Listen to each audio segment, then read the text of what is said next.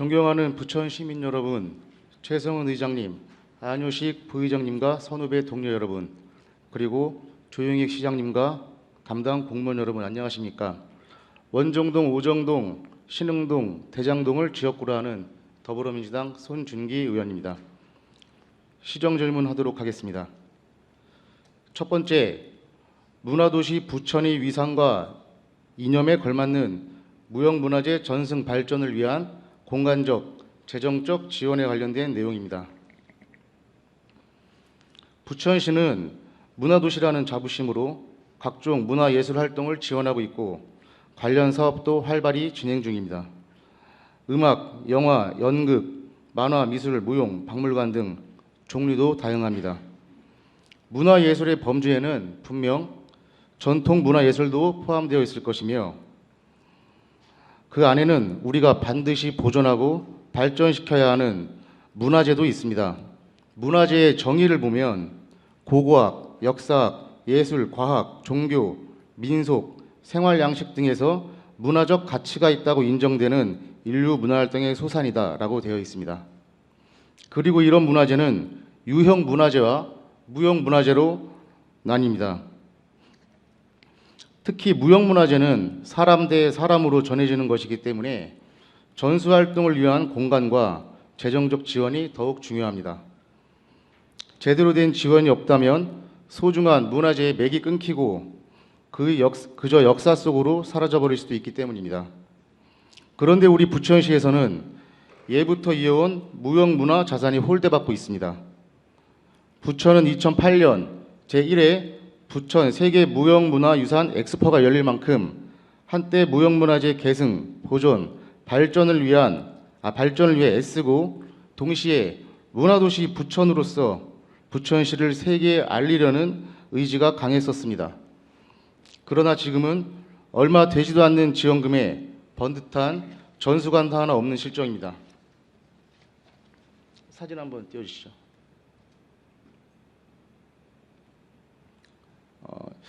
부천시에는 궁시장, 조각장 두 분의 국가무형문화재 그리고 전통 장례문화의 맥을 잇는 자리거지 경기도 무형문화재, 풍년을 기원하는 전통 민속놀이인 부천 향토문화재 제5호 석천 농기고두마리가 있습니다. 근데 지금 화면에 나오는 사진들 혹시 보셨나요?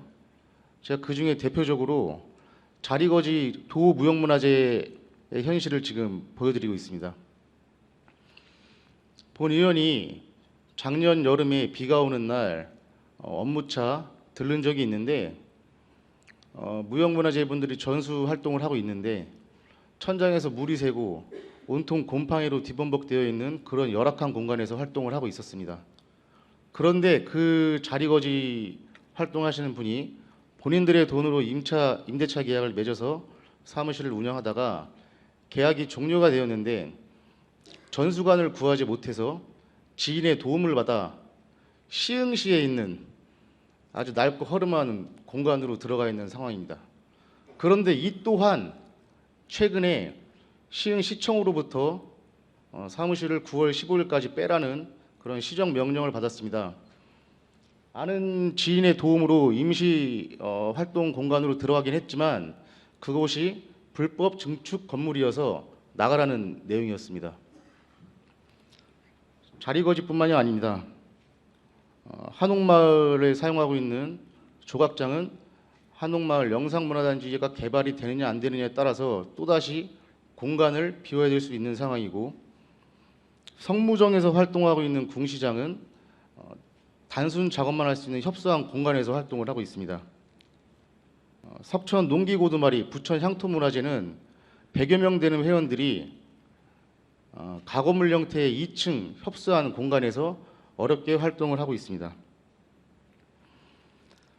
우리 부천시의 문화도시 부천이라는 이런 타이틀을 가지고 많은 홍보 활동도 하고 사업도 하고 있는데 우리 전통 문화를 명맥을 유지하고 계승하려고 노력하고 있는 이분들에 대한 홀대가 정말 참담하기 그지없고 무슨 말을 드려야 할지 모르겠습니다. 이와 관련하여 시장께서는 아래 질문에 답변해 주시기 바랍니다. 첫째, 본 의원과 문화경제국장 및 담당 부서에서 애초에 대장 분교를 활용하는 방안에 대해서 추진을 했었으나 교육지원청과의 협상 단계에서 무산되었습니다. 안정적인 전수관 없이 항상 불안에 떨면서 활동하는 무형문화재의 전수공간 확보를 위한 대책은 있는 것인지 궁금합니다.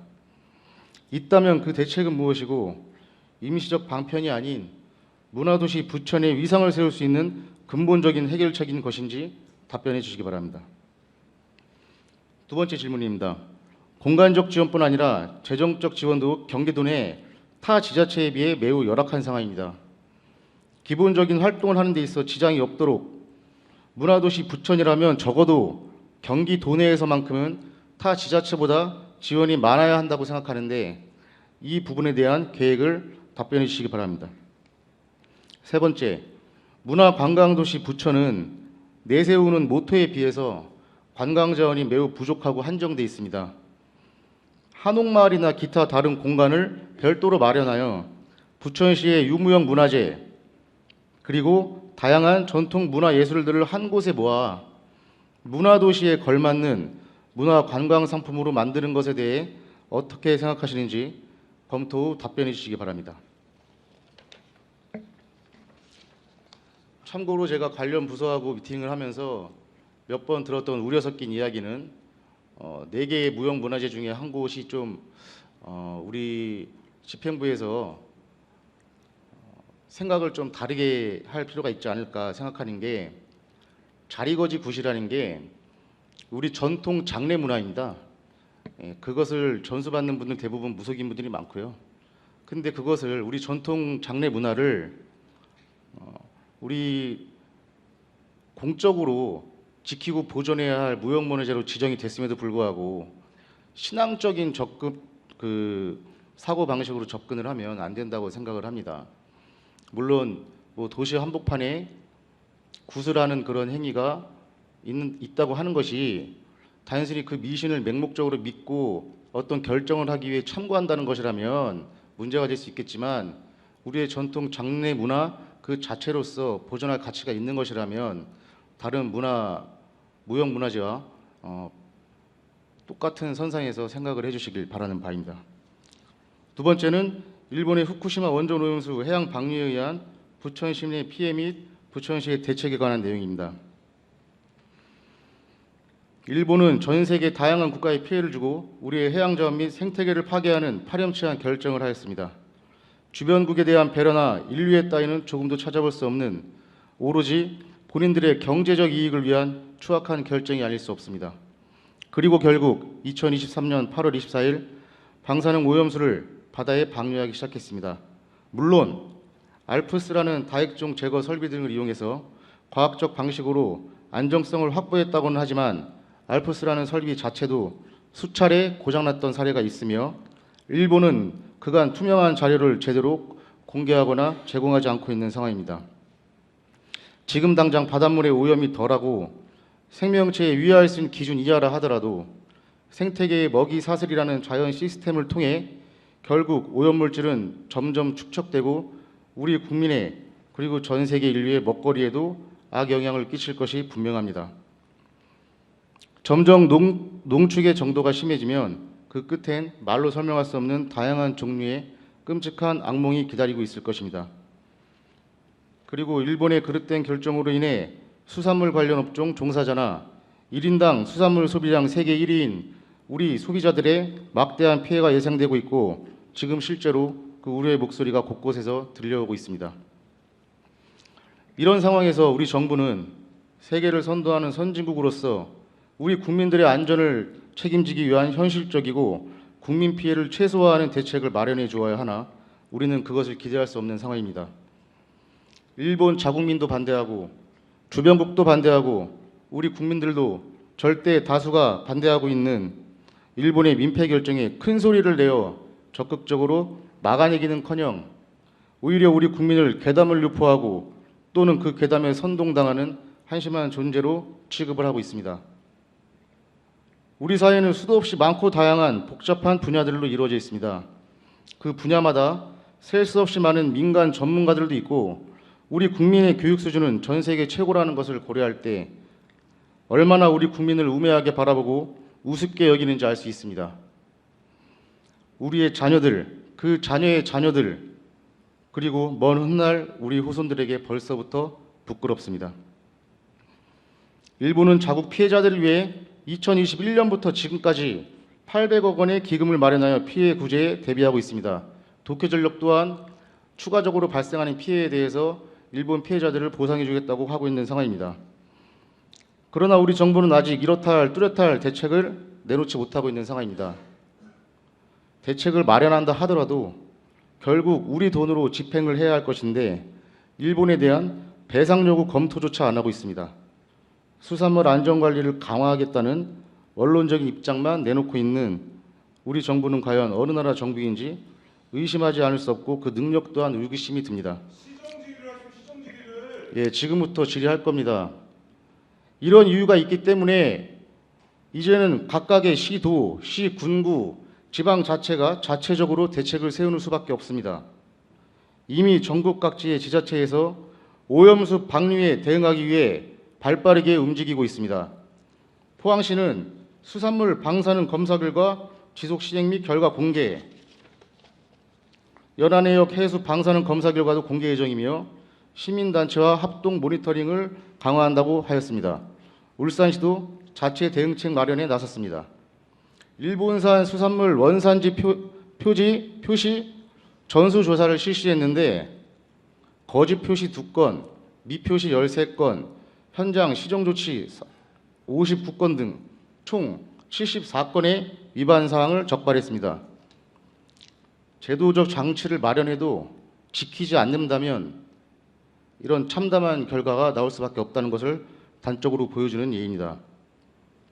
대구교육청은 학교 급식용 수산물 방사능 검사를 확대하겠다고 했으며 서울시는 시민 방사능 검사 청구제를 확대하겠다고 밝혔습니다. 이 밖에 많은 지자체들이 각자의 대응책을 강구하고 있습니다. 검사를 강화한들 계속되는 오염 성분의 축적을 막을 수 있는 것이 아니고 지속적으로 비용이 발생하겠지만 할 수 있는 것이 이것밖에 없다는 것이 개탄스럽고 지자체들의 노력이 눈물나게 안쓰러울 뿐입니다.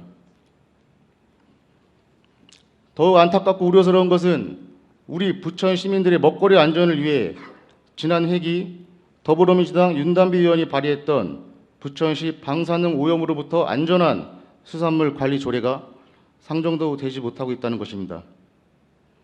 부천시의회 의원으로서 우리가 누구를 위해 일해야 하는 것인지 무엇이 가장 중요한지는 너무나 자명한데도 불구하고 이런 상황에 처한 데 대한 자괴감이 밀려옵니다. 이와 관련하여 시장은 아래 질문에 답변해 주시기 바랍니다.